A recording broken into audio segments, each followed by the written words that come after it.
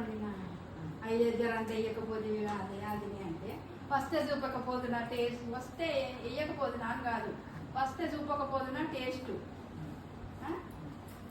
వస్తే చూపకపోతున్నా వయ్యారి అంటే నువ్వు వయ్యారంటే నువ్వు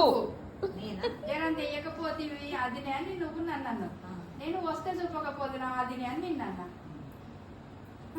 అయ్యో సాయంత్రం చూపకపోతే సంసారి అని నువ్వు అన్నమాట నన్ను అదవుతావు అన్నట్టు